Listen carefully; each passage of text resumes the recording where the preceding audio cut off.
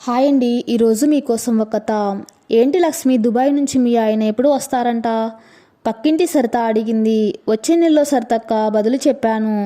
సరితక్క, అవునా, అసలు వస్తాడా? అక్కడ ఎవరితో అయినా? ఆ మాట విని విసురుగా అక్కడి నుంచి ఇంట్లోకి వచ్చేశాను. ఏడుపు తన్నుకొచ్చింది. రోజు ఇలాంటి మాటలు ఎన్నో వింటున్నాను. ప్రతి వాళ్ళకి పక్క వాళ్ళని దెప్పిపొడుపు మాటలతో బాధ పెట్టడంలో సంతోషం ఉంటుందేమో. మొన్న ఎవరో కాదు, సొంత అన్న భార్య మంజుల కూడా ఇక రామారావు రాడులే. వెళ్ళి 3 ఏళ్ళు అయింది. నువ్వు కడుపుతో ఉండగా పోయాడు. పాపకి ఇప్పుడు 3వ ఏడు వచ్చింది. వెళ్ళిన వాళ్ళంతా సంవత్సరానికోసారి వచ్చిపోతున్నారు.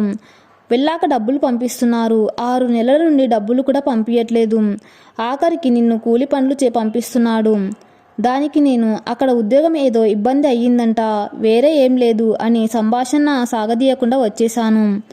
పరధ్యానంలో ఉండగా సూరమ్మత్త వచ్చింది. ఒసే లక్ష్మి, రేపు రామారావు గారి పొలం ఉడుపుకి పోవాలి, సరేనా? ఉదయాన్నే గుడి దగ్గరికి ఆటో వస్తుంది. త్వరగా అన్నం కూర చేసుకుని వచ్చేసేయి అని కూలి పిలుపు చెప్పి వెళ్ళిపోయింది. సమయం సాయంత్రం అయింది. పాప అమ్మ వాళ్ళ ఇంట్లో ఉంది. అమ్మ వాళ్ళ ఇల్లు మా ఇంటికి అవతల వీధిలో ఉంటుంది. రాత్రిళ్ళు అక్కడే పడుకుంటాను రోజు. నాన్న పొలం పనులు చేస్తారు. 4 పాడి గేదెలు ఉన్నాయి. అమ్మ కూడా నాతోనే కూలికి వస్తుంది. 4 ఏళ్ల ముందు నేను ఇలా ఉండేదాన్ని కాదు. ఇంటర్ చదువుతున్నప్పుడు నాకు పెళ్లి చేసేశారు. తను మా బంధువుల అబ్బాయే, పేరు రామారావు. ముందు మా ఊరి ప్రెసిడెంట్ గారి ఎరువుల కొట్లో పనిచేసేవాడు. 1 సంవత్సరం బాగానే సంతోషంగా గడిచింది. ఎరువుల వ్యాపారం సాగాక ప్రెసిడెంట్ గారు అది మానేశారు. పనిపోయాక ఇల్లు గడవటం ఇబ్బంది అయ్యింది. ఆయన స్నేహితుడు ఒకతను దుబాయ్ వెళ్ళి బాగా సంపాదిస్తున్నారు అని తెలిసి నా నగలు, మాకున్న 2 గేదెలు అమ్మి దుబాయ్ వెళ్ళారు. అప్పటికి నాకు 4వ నెల. వెళ్లే ముందు నాతో, లక్ష్మి, ఎన్నాళ్ళు అని ఇలా పేదరికంలో బతకాలి? రేపు మన పిల్లలకి మంచి జీవితం ఇవ్వాలి అంటే నేను వెళ్ళి ఒక 3 ఏళ్ళు కష్టపడి సంపాదించి వచ్చి ఇక్కడ పొలం కొంత కొనుక్కొని వ్యవసాయం చేసుకుంటాను. నువ్వు జాగ్రత్తగా ఉండు. నేను లేనని బెంగ పెట్టుకోకు. రోజు ఫోన్ చేస్తాను. నెల నెల మన జాయింట్ అకౌంట్లో డబ్బులు పంపిస్తాను అన్నారు.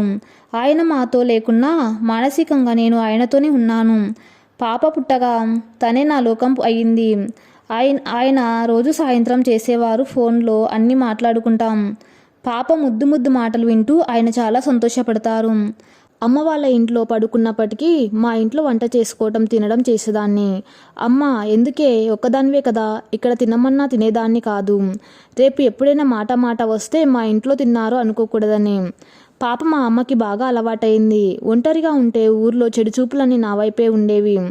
6 నెలల నుంచి ఆయన పరిస్థితి బాగోలేక ఆయన డబ్బులు పంపకపోవటంతో నాకు కూలికి వెళ్ళక తప్పలేదు. ఒకసారి ప్రెసిడెంట్ గారి పాలేరు సుబ్బయ్య చెయ్యి పట్టుకున్నాడు. మీ ఆయన లేడు కదా, వచ్చేదాకా అతని పనులు చేస్తా అని తప్పుగా మాట్లాడాడు. గట్టిగా అరిచాను. అందరూ వచ్చి అతన్ని చితకబాదారు.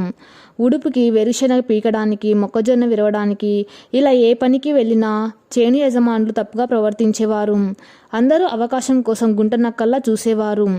ఒళ్ళంతా కంపరంగా అనిపించేది. రోజు ఎదురుగా తిరుగుతూ ఉండేవాళ్ళు కూడా వాళ్ళ బుద్ధి బయట పెట్టేవాళ్ళు. 1రా 2రా?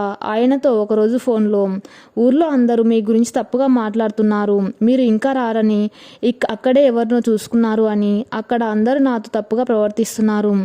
పాపకి ఊహ తెలుస్తుంది. మీరు ఎప్పుడు తనకి కనపడలేదు. తన గురించి అయినా ఆలోచించండి అని ఏడ్చేశాను. ఆయన ఏం మాట్లాడలేదు. వారం తర్వాత ఒకరోజు కూలికి వెళ్ళి సాయంత్రం ఇంటికి వచ్చేసరికి ఆయన పాపని ఒళ్ళో కూర్చోబెట్టుకుని ఆడుతున్నారు. నాకు ఆశ్చర్యం, ఆనందం, బాధ, ఏడుపు అన్నీ ఒకేసారిగా ఉబికి వచ్చాయి. నన్ను చూసిన ఆయన పాపని మంచం మీద పడుకోబెట్టి నన్ను పట్టుకొని కౌగిలించుకున్నారు. నా ధైర్యం, నా ఆసరా నాకు దొరికినట్టు అనిపించింది. 3 ఏళ్ల నా బాధ కన్నీళ్ల రూపంలో వదిలేశాను.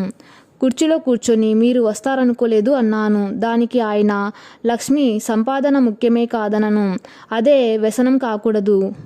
భార్యకి పిల్లలకి దూరంగా ఉండి సంపాదించే డబ్బులు జోబుని నింపొచ్చు, కానీ మనస్సుకి తృప్తిని ఇవ్వవు. నీతో గడిపిన క్షణాలు గుర్తు తెచ్చుకుంటూ పాపతో నేను కోల్పోయిన క్షణాలను వెనక్కి తేలేను. కనీసం మీతో ఉండి గంజి తాగినా అది నాకు ఆనందమే. ఇక ఏదైనా మీతోనే అన్నారు. నా హృదయం భారం దిగినట్టు అనిపించింది. ఆయన బ్యాగ్లో నుంచి, ఇదిగో నేను సంపాదించిన డబ్బు, తిని తినక కూడబెట్టుకున్నాను. దీంతో ఏదో ఒకటి చేస్తాను. నువ్వు ఇంకా కూలికి వెళ్ళొద్దు అన్నారు. తెచ్చిన బొమ్మలు పాప ముందు పెట్టారు. అది అరుస్తూ ఆడుకోసాగింది. మొదటిసారి పాప తండ్రి ప్రేమను ఆస్వాదిస్తుంది అనుకున్నాను. ఆయన కళ్ళల్లో ఆనందం చూశాను. ఇక ఎవ్వరు నన్ను ఒక మాట అనడానికి సరిపోరు. మనసులో ఒకంత గర్వం. మా ఆయన నాతోనే ఉన్నారు. ఈ కథ కనుక మీకు నచ్చినట్లయితే నా ఛానల్ని ఫాలో అవుతూ ఉండండి. Thank you for watching.